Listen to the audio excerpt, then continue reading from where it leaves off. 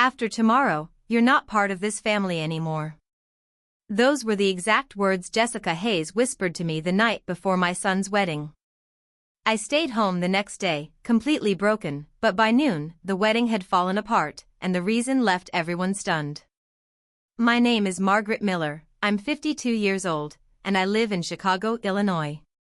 I raised my son Daniel Miller, now 27, entirely on my own after his father walked out when Daniel was just 7. I had sacrificed promotions, vacations, and comfort, working double shifts at the hospital cafeteria and sometimes falling asleep in my uniform, just so Daniel wouldn't feel the absence of his father. To me, his wedding wasn't just about love, it was proof that I had done something right, that despite every hardship, I had raised a kind, intelligent, and ambitious man. That night, I went to the rehearsal dinner venue carrying a scrapbook I had poured my heart into for weeks, filled with memories from his first steps to high school graduation and law school acceptance. I wanted Jessica to see the love, struggle, and sacrifices behind the man she was about to marry. But she didn't even glance at it. Instead, she leaned in, her eyes cold, and whispered that after tomorrow, I wouldn't be part of their family anymore. She called me extra baggage and told me not to embarrass myself by showing up. My heart sank, but beneath the heartbreak, a quiet anger grew. For the first time in 27 years, I chose myself. I stayed home the next morning, leaving my scrapbook hidden, and thought I had lost my son forever. By noon, the truth revealed itself. Daniel's best friend Mark, his childhood friend, showed him photos of Jessica with another man, her boss, taken just 2 weeks before the wedding. It wasn't just an affair. Soon, whispers revealed that Jessica's family, deep in debt and bankrupt from failed investments, had pushed her to marry Daniel for his career, salary, and future earnings.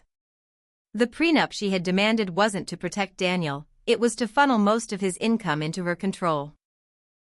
Daniel confronted her, and the wedding spiraled into chaos.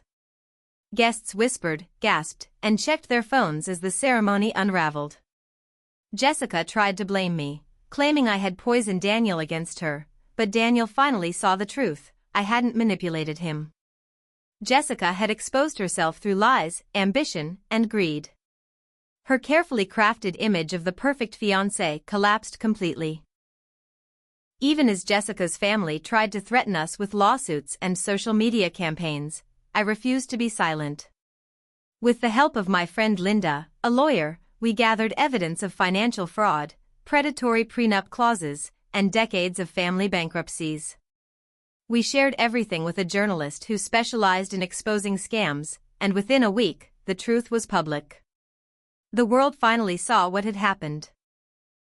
The cancelled wedding was not because of a controlling mother but because of deception and manipulation.